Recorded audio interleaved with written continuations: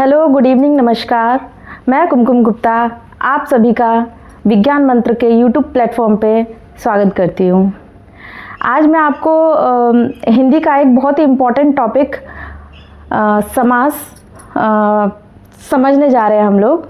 ठीक है, ये किसी भी एग्ज़ाम में 1 से 2 नंबर ज़रूर पूछता है। तो समास का पहले तो मतलब समझिए कि समास का मतलब क्या होता है। समास का मतलब होता है संक्षेप, इन शॉर्ट। ठीक है, समास मतलब संक्षेप, किसी भी चीज़ को संक्षेप में कोई वर्ड। ठीक है, पहला नंबर तो यहीं से आ जाएगा कि समास के कितने भेद होते हैं। 1 नंबर फिक्स है यहाँ से। समास के कितने भेद होते हैं? समास के 6 भेद होते हैं। अब इसी में लोग जो है भूल जाते हैं कि 4 होते हैं, 5 होते हैं, 6 होते हैं, क्योंकि बहुत सारे ऐसे हैं, अलंकार है, संज्ञा है, सर्वनाम है। हम लोग कंफ्यूज हो जाते हैं कि कितने भेद हैं। समास के 6 भेद होते हैं। इसको कैसे आप याद रख लेंगे? याद रखने की एक छोटी सी ट्रिक है, बस ऐसे ही। जैसे समास 1 2 3 वर्ड है इसमें। ठीक है, समास संक्षेप 6। नेक्स्ट पॉइंट ये है याद रखने वाला कि ये कितने शब्दों से मिलकर बना होता है। ठीक है, तो ये 2 या 2 से अधिक शब्दों के परस्पर संबंध का योग होता है। 2 या 2 शब्द जब मिलेंगे या उससे ज़्यादा मिलेंगे तो तब ये समास बनेगा। तो पहले आपको बताया था कि समास के 6 भेद होते हैं।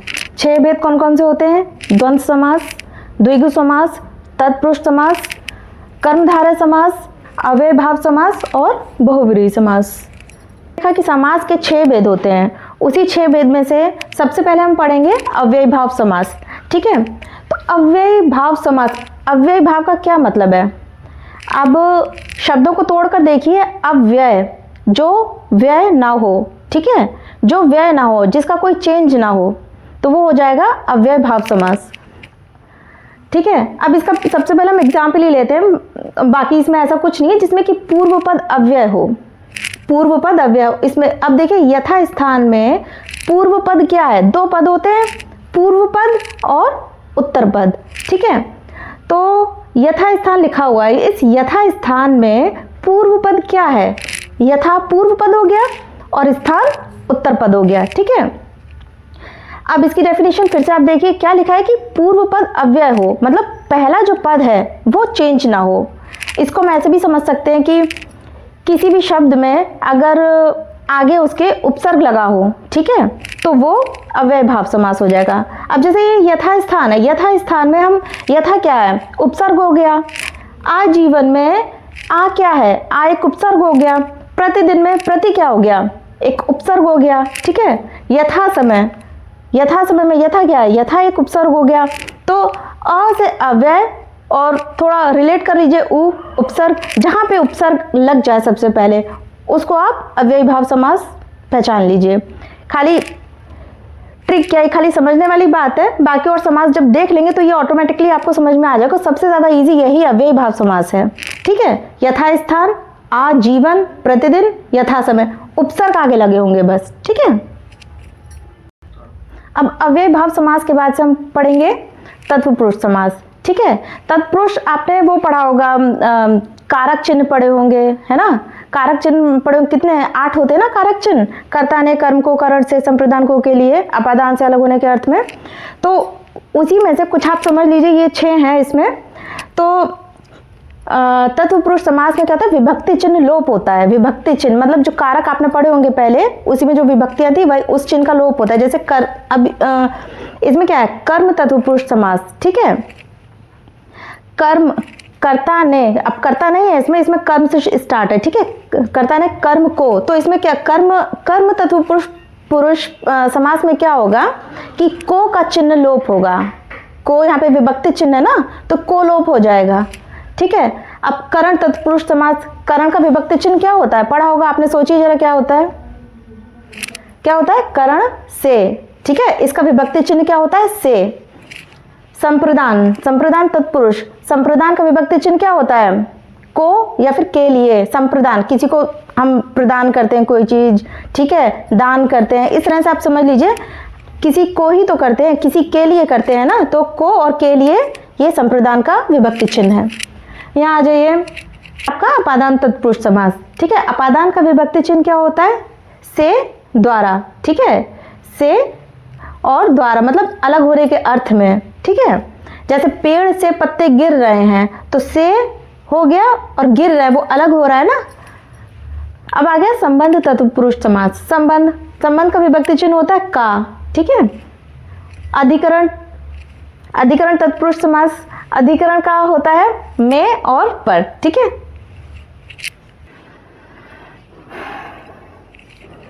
अब हम तत्पुरुष समास के ये जो 6 भेद थे ना, कर्म, करण, आगे, अब हम ये सारे को डिटेल्स में देखते हैं, ठीक है। पहली तो बात मैं आपसे ये बताना चाहूँगी कि जो तत्पुरुष समास आएगा ना एग्जाम में कैसे आएगा, अभी ऐसे तो मुश्किल ही आता है, जैसे कर्म, करण, तत्पुरुष समास, अव्ययीभाव समास, सॉरी अव्यय नहीं, ये अपादान, संप्रदान, ठीक है। आपको क्या देखना है, जैसे ही आपके सामने कोई शब्द आए ना, जैसे मतदाता या गिरहकट, अगर आपके सामने ऐसा शब्द आता है पेपर में तो आप ये देखिए क्या इसमें कोई विभक्ति का कोई लोप हो रहा है। किसी भी शब्द में आए ना, सबसे पहले पढ़ के देखिए कि कोई विभक्ति का लोप हो रहा है। अगर कोई विभक्ति का लोप हो रहा है तो बस सीधे तत्पुरुष समास उसका आंसर हो जाएगा। जब तक कि आपसे डिटेल में ना पूछा जाए कि कर्म तत्पुरुष समास है या करण तत्पुरुष समास है, अगर आपका आगे कोई नाम लेके ना पूछा जाए तो आप तत्पुरुष समास, बस विभक्ति का चिन्ह जहाँ लोप हो रहा है वहाँ आपने तत्पुरुष समास टिक करना है। देखिए, लेकिन हम इसको डिटेल में पढ़ते हैं कैसे, कि आपको पता है जैसे कर्म का विभक्ति चिन्ह को, जैसे भी बताया था पहले कि इसका विभक्ति चिन्ह क्या होता है, को, ठीक है। एग्जाम्पल है इसका मतदाता, ठीक है। तो क्या होगा, इसको अगर हम तोड़ेंगे तो क्या होगा, मत को देने वाला, ठीक है। मत को देने वाला आ गया ना ये विभक्ति यहाँ पे, लेकिन हम इसको देखेंगे तो यहाँ पर लोप हो रहा है को का, मत को देने वाला, मतदाता। सेकेंड है गिरहकट, गिरह को काटने वाला, ठीक है। तो यहाँ पे को लोप हो रहा है ना। अब एग्जाम में ऐसे ही आ जाएगा केवल, जैसे मतदाता आ गया तो आप कंफ्यूज होंगे कौन सा है कौन सा नहीं है, मतलब कौन सा करण है, कर्म है, क्या है, कुछ नहीं। अगर उसमें खाली तत्पुरुष आएगा समास तो आप ये देख लीजिएगा इसमें विभक्ति चिन्ह लोप हो रहा है, तत्पुरुष समास आपका हो जाएगा, ठीक है। अभी कौन सा तत्पुरुष समास है डिटेल में पूछा जाएगा तो आप बोल देंगे कर्म तत्पुरुष समास, ठीक है। सेकंड है करण तत्पुरुष समास। करण का विभक्ति चिन्ह क्या होता है, देखिए इसके लिए सबसे पहले ना आपको ये जो कारक होते हैं और इसके सारे विभक्ति चिन्ह होते हैं, ठीक है, वो आपको याद करने होंगे। अब सेकंड पढ़ेंगे करण तत्पुरुष समास, ठीक है। करण का विभक्ति चिन्ह क्या होता है, से, ठीक है। करण तत्पुरुष का विभक्ति चिन्ह होता है से। अब देखिए हम ये तत्पुरुष समास पढ़ रहे हैं ना, इसके लिए आपको विभक्ति चिन्ह का जो कारक चिन्ह होते हैं उनका आपको विभक्ति चिन्ह का ज्ञान होना चाहिए, याद होना चाहिए, टिप पर होना चाहिए बिल्कुल। जैसे कर्ता ने कर्म को करण से संप्रदान को के लिए अपादान से द्वारा अलग होने के अर्थ में बोला जाता है। वो अपादान से संबंध का, के, की, नाने, नी, ठीक है। अब संबंध अधिकरण में, पर, ठीक है। तो ये 8 ये होते हैं विभक्ति चिन्ह होते हैं, ये आपको अच्छे से याद होना चाहिए तो आप इसको बहुत इजीली कर ले जाएंगे। करण तत्पुरुष समास में क्या है कि इसका विभक्ति चिन्ह क्या होता है, से होता है, ठीक है। से, जैसे जन्मजात, जन्मजात, जन्म से उत्पन्न, ठीक है। मुंह मांगा, मुंह से मांगा, से आ रहा है ना, देखिए जन्मजात, जन्म से जाता या जन्म से उत्पन्न, तो इसमें से का से जो विभक्ति चिन्ह है इसमें इधर देखिए लोप हो रहा है, ठीक है। ये है मुंह मांगा, मुंह से मांगा, तो यहाँ पर से विभक्ति चिन्ह का लोप हुआ। गुणहीन, गुणों से हीन, देखिए यहाँ पर से विभक्ति चिन्ह का लोप हो गया। बस एक बार अगर आप पढ़ लेंगे ना तो समझ में आ जाएगा। देखिए अभी 3rd नंबर पे आता है संप्रदान तत्पुरुष समास, ठीक है। संप्रदान का विभक्ति चिन्ह क्या है, क्या है सोचिए जरा, को, के लिए, क्या है, संप्रदान को, के लिए, ठीक है। अब देखिए इसका एग्जाम्पल देखिए क्या है, हथकड़ी, हाथ के लिए कड़ी, ठीक है, क्या है, हाथ के लिए कड़ी। अब देखिए हथकड़ी में हाथ के लिए कड़ी, तो के लिए क्या हो रहा है, लोप हो रहा है, यहाँ पर इस विभक्ति चिन्ह का लोप हो गया, ठीक है। सत्याग्रह, सत्य के लिए आग्रह, ठीक है, तो के लिए क्या हो गया, लोप हो गया। युद्ध भूमि, युद्ध के लिए भूमि, के लिए क्या हो गया, लोप हो गया यहाँ पर। ठीक है, तो याद रखिए, वही बात मैं बार बार आप लोगों को बोलूंगी कि विभक्ति चिन्ह को अच्छे से टिप पर रख लीजिए। नेक्स्ट है अपादान तत्व पुरुष। अपादान का विभक्ति चिन्ह क्या है? अपादान का क्या विभक्ति चिन्ह है? अपादान का विभक्ति चिन्ह क्या है? से द्वारा। ठीक है, अब ये देखिए, इसका एग्जाम्पल क्या है? धनहीन, धन से हीन। ठीक है, भयभीत, भय से भीत, जन्मांध, जन्म से अंधा। अब देखिए क्या है, अब करण में भी से आया था, इसमें भी से आ रहा है, तो इस चीज में आप कंफ्यूज मत हो जाइएगा, क्योंकि धन से हीन, इसमें अपादान में क्या होता है, एक अलग होने का भाव होता है, इसमें अलग होने का अर्थ होता है इसमें। जैसे पेड़ से पत्ता गिरा, तो पेड़ से वो पत्ता अलग हो गया ना, गिर गया, वो अलग हो गया। अब क्या बोल रहा है वो? धन से हीन। अब वो धन से हीन हो गया। ठीक है, अब धन उसके पास नहीं, धन से हीन हो गया वो। जन्मांध, वो जन्म से ही अंधा है। भयभीत, वो भय से भीत हो गया। ठीक है, अब हमारा ये 5th तत्पुरुष समास क्या है? संबंध तत्पुरुष समास। ठीक है, संबंध का विभक्ति चिन्ह क्या है? का, के, की, ना, ने, नी। देखिए आपको संबंध से ही आपको समझ में आ रहा होगा, रिलेशन बताता है ये। ठीक है, क्या है? अब इसको देखिए, एग्जाम्पल देखिए, प्रेम सागर, प्रेम का सागर। ठीक है, ये सागर कैसा है? प्रेम का। रिलेशन बता दिया ना उसने, प्रेम का सागर। दिनचर्या, दिन की चर्या, मतलब उसकी चर्या कैसी है? दिन की है, रिलेशन बता रहा है। भारत रत्न, भारत का रत्न, ये रत्न किसका है? भारत का है, कोई यूएसए इंग्लैंड इसका नहीं है, भारत का रत्न है ये, मतलब वो रिलेशन बता रहा है भारत से। ठीक है, तो संबंध बहुत इजी है, आ गया होगा समझ में। ठीक है, अब ये नेक्स्ट है, लास्ट है ये अधिकरण तत्पुरुष समास। ठीक है, अधिकरण में का विभक्ति चिन्ह क्या होता है? में और पर। ठीक है, अब इसका एग्जाम्पल क्या है? नीति निपुण, नीति में निपुण। ठीक है, वो नीति में निपुण है अधिकरण।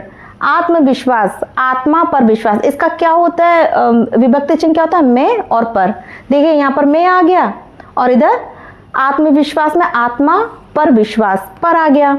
ठीक है, अधिकरण घुड़सवार, घोड़े पर सवार, पर आ गया ना। इस तरह से आप ये अधिकरण तत्पुरुष समास आपका कंप्लीट।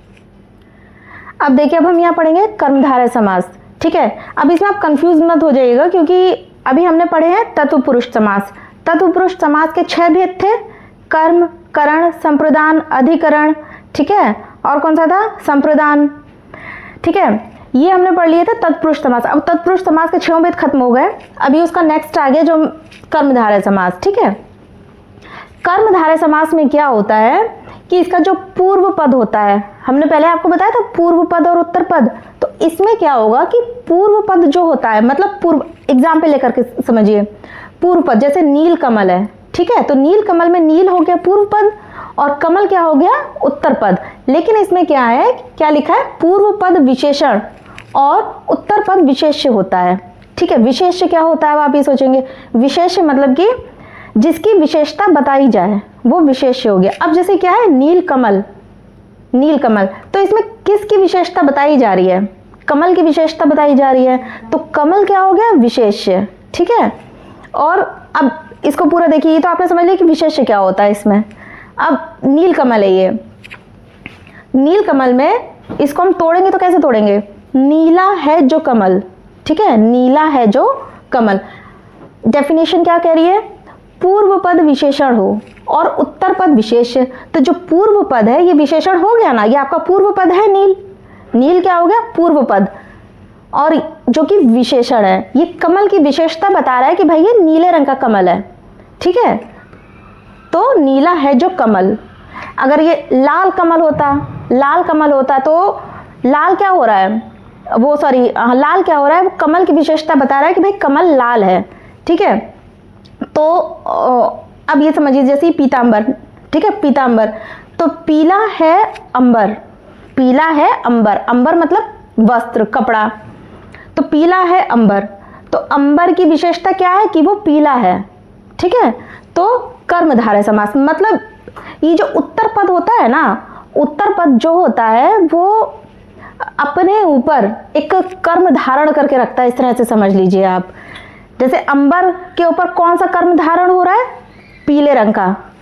अब नील कमल था, कमल पे क्या चीज धारण हो रही है? नीले रंग का की विशेषता धारण हो रही है इसके ऊपर। ये अंबर, अंबर के ऊपर पीले रंग की विशेषता धारण हो रही है। चंद्रमुखी, ठीक है, चंद्र के समान मुख, ठीक है, तो मुख किसके समान है? चंद्र के समान। तो मुख पर क्या धारण हो रहा है? चंद्र के समान की विशेषता इस पे जो है धारण हो रही है, ठीक है। तो आपको पढ़ के समझ में आएगा कि ये कौन सा समास है। नेक्स्ट देखेंगे द्विगु समास, ठीक है। द्विगु, सबसे पहले तो आप इसकी ट्रिक देख लीजिए। द्विगु जैसे कुछ ऐसा फील नहीं हो रहा? द्विगु मतलब 2, 3, 4, 5 द्विगु, ठीक है। इस तरह से बस एक ट्रिक के लिए है ये कि द्विगु। इसमें क्या है, डेफिनेशन देखिए पहले इसकी कि जिस समास में पूर्व पद संख्यावाचक हो वो द्विगु समास होगा। अब नवरत्न, नवरत्न में क्या है? 9 रत्न, 9 रत्न, ठीक है, द्विगु समास हो गया। सप्तदीप, आगे क्या लिखा है? नंबर लिखा है, संख्या लिखी है। सप्तदीप, 7 दीप। त्रिभुवन, 3 भवन। लेकिन देखिए ऐसा नहीं है कि आप हमेशा जहां आगे नंबर लिखा होगा वो द्विगु समास ही होगा। ये कभी कभी आपको कंफ्यूजन में डालने के लिए भी मतलब ऐसे दे सकता है। देखिए जहां पर एक तो नंबर देखेंगे आप और दूसरा ये देखेंगे कि वो समूह में हो, ग्रुप में हो। जैसे कि आप ये देख रहे हैं रत्न, ये रत्नों का समूह है। 9 रत्न है ना, एक रत्न तो नहीं है, 9 रत्न है। तो क्या है? रत्नों का समूह, ठीक है। देखिए सप्तदीप, ठीक है, 7 दीपों का समूह। एक दीप नहीं है, 7 दीप है। अब देखिए ये देखते हैं, सतमंजिल, ठीक है, सतमंजिल मतलब 7 मंजिल, ठीक है, 7 मंजिल मतलब वो 7 मंजिलों का एक मतलब एक मिल करके 7 मंजिल बना रहे, वो एक मंजिल नहीं है, 7 मंजिलों का समूह, ठीक है। इसमें क्या चीज देखनी है? एक तो नंबर आगे होगा, एकदम फटाक से आप पहचान जाएंगे कि भाई ये द्विगु समास है। लेकिन कंफ्यूजन ये हो सकता है, आपको ये पूरा देखना पड़ेगा भाई वहां पे ग्रुप है कि नहीं है, समूह है कि नहीं है, ठीक है। अगर समूह होगा तो बस द्विगु समास हो जाएगा। नेक्स्ट हम देखते हैं द्वंद्व समास, ठीक है। द्वंद्व, द्वंद्व देख के क्या लगता है? द्वंद्व हो गया, दोनों में लड़ाई हो गई, ठीक है। द्वंद्व समास जैसे राम श्याम। अब देखिए इसमें ना और चिन्ह का लोप होता है, राम और श्याम। दाल रोटी हो गया, दाल और रोटी, और का लोप हो गया, ठीक है। लेकिन एग्जाम में कैसे आता है? देखिए एग्जाम में कैसे आता है, देखिए द्वंद्व समास में क्या है कि इसमें हमने बताया था ना पहले कि 2 पद होते हैं, पूर्व पद और उत्तर पद। इसमें क्या होता है कि इसमें ऐसा नहीं कि कोई पद बड़ा है कोई पद छोटा है, ऐसा नहीं है। इसमें दोनों ही पद समान होंगे। द्वंद्व समास में क्या होगा? देखिए द्वंद्व का क्या मतलब होता है? लड़ाई झगड़ा ये सब चीज, ठीक है। तो जब दोनों ही इक्वल होंगे, बराबर होंगे, तभी तो द्वंद्व समास आएगा, ठीक है। जैसे हस्बैंड वाइफ दोनों अगर द्वंद्व हो गया, दोनों इक्वल है तभी द्वंद्व हो रहा है। अगर एक का गुस्सा थोड़ा कम, एक का थोड़ा ज्यादा है, एक का कम हो जाएगा तो द्वंद्व नहीं होगा, ठीक है। लेकिन अगर दोनों इक्वल होगा तो द्वंद्व होगा ही होगा। तो इसमें क्या होता है कि दोनों पद प्रधान होते हैं, ठीक है, दोनों ही पद प्रधान होंगे। ये जो है ये ट्रिकी है थोड़ा सा, और ये पूछ लिया जाता है द्वंद्व समास में पहला पद प्रधान है या उत्तर पद प्रधान है या दोनों पद प्रधान है या दोनों में से कोई पद प्रधान नहीं है, ये क्वेश्चन बनता है। तो इसको ध्यान रखिएगा कि इसमें दोनों पद प्रधान होते हैं द्वंद्व में, ठीक है।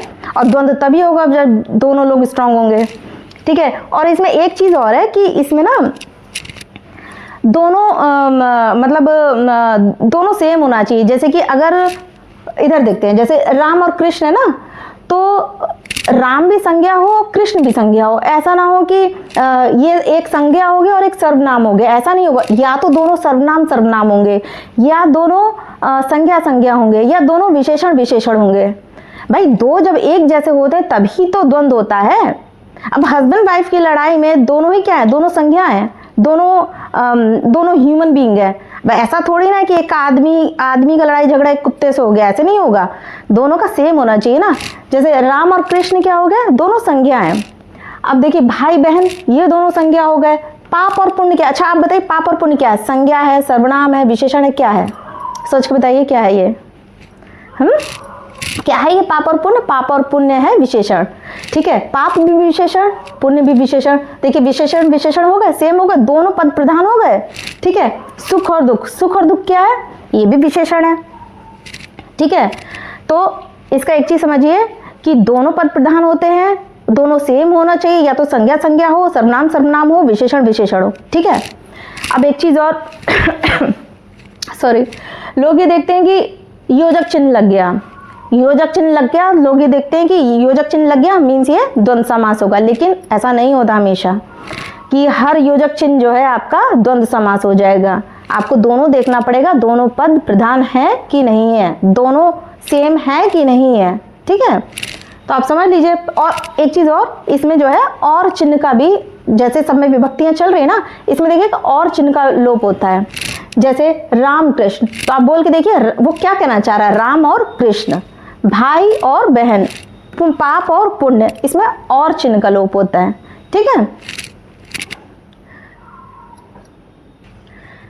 नेक्स्ट जो कि लास्ट है बहुव्रीहि समास, ठीक है। बहुव्रीहि समास, इसमें क्या होता है कि दोनों पदों के माध्यम से एक विशेष अर्थ का बोध होता है। पहले ही समझ लीजिए, बहुव्रीहि समास मतलब कि अभी आपने इससे पहले क्या पढ़ा था, द्वंद्व समास। द्वंद्व समास में क्या था कि दोनों पद जो है प्रधान होते हैं, लेकिन बहुव्रीहि समास में कोई भी पद प्रधान नहीं होता, ठीक है। ये एक मेजर डिफरेंस है इन दोनों के बीच में कि इसमें कोई भी पद प्रधान नहीं होगा, बल्कि वो जो शब्द होता है ना, उससे एक तीसरा शब्द बनता है। कैसे, आप इसके एग्जाम्पल से समझते हैं। जैसे दशानन, ठीक है, दशानन क्या है, 10 मुख है जिनका, मतलब दशानन किसका होता है, दशानन हम बोल देते हैं ये दशानन है, तो दशानन बोला किसके लिए जाता है, रावण के लिए बोला जाता है। मतलब क्या हो गया, दश और आनन, ये 2 पद हो गए, लेकिन दोनों में से ना कोई भी जो है प्रधान नहीं है। जैसे द्वंद्व में दोनों पद प्रधान था, यहाँ इन दोनों मतलब इन दोनों पदों की कोई प्रधानता नहीं है, ना 10 की कोई प्रधानता है, ना ही आनंद की कोई प्रधानता है, लेकिन ये मिलकर के तीसरा एक नया वर्ड बना रहे हैं। जैसे दशानन हो गया ना, 10 मुख वाला, 10 मुखों क्या है, 10 मुख है जिसके, मतलब रावण। अब ये समझिए नीलकंठ, ठीक है। अगर इसको हम आगे एक्सप्लेन करेंगे तो क्या बोलेंगे कि नीला कंठ है जिसका, तो नीलकंठ किसको बोला जाता है, भगवान शिव को, ठीक है। देखिए नील और कंठ 2 पद हो गए, इन दोनों की कोई प्रधानता नहीं है, इसमें कोई प्रधानता नहीं है, लेकिन एक नया वर्ड मीनिंग बता रहे हैं, नया अर्थ प्रकट कर रहे हैं। क्या है इसका नया अर्थ, भगवान शिव, ठीक है। अब क्या हो गया, लंबोदर, लंब लंबा उदर है जिसका, किसके लिए बोला जाता है, किसका होता है लंबा उदर, भगवान गणेश का। देखिए दोनों पद हैं, लेकिन दोनों में किसी की कोई प्रधानता नहीं है, लेकिन वो एक नया अर्थ प्रकट कर रहे हैं भगवान गणेश का। गिरिधर, ठीक है, गिरिधर, तो गिरिधर किसको बोला जाता है, भगवान कृष्ण को, ठीक है। गिरिधर किसको बोला जाता है, भगवान कृष्ण को। तो आप ये समझ लीजिए कि इसमें दोनों में, इसमें बहुव्रीहि समास में कोई पद प्रधान नहीं होता। देखिए बहुव्रीहि, अब याद करने की ट्रिक बस ये समझ लीजिए कि बहुव्रीहि कोई समानता नहीं 2 बहुओं में, इस तरह से ऐसे कोई भी लॉजिक आप लगा लीजिए, याद करने वाली बात है, खाली याद करना है। दोनों मिलकर के एक अलग अर्थ प्रकट कर रहे हैं, बस। समास के लिए आप सबसे पहले ना विभक्ति चिन्ह याद कर लीजिए, जो कि आपके तत्पुरुष समास में काम आएंगे, ठीक है। बाकी तो आपने जो समझा है कि पूर्व पद, उत्तर पद, ये सारे आपको ध्यान देने होंगे। द्वंद्व समास में क्या बताया था कि दोनों द्वंद्व होंगे, मीन्स दोनों पद प्रधान होंगे। इसका जस्ट अपोजिट था कि बहुव्रीहि समास दोनों में से कोई पद समान नहीं होगा, लेकिन अपना एक नया अर्थ वो प्रकट करेगा, ठीक है। कर्मधारय समास में क्या था कि वो विशेषता बताता था। बाकी बचा तत्पुरुष समास, तत्पुरुष समास के भी 6 भेद थे, ठीक है, जिसके लिए आपको विभक्ति चिन्ह, जो कारक चिन्ह जिनको हम बोलते हैं, वो आपको याद होने चाहिए, ठीक है। आप इतना याद कर लेंगे, आपका समास अच्छे से हो जाएगा।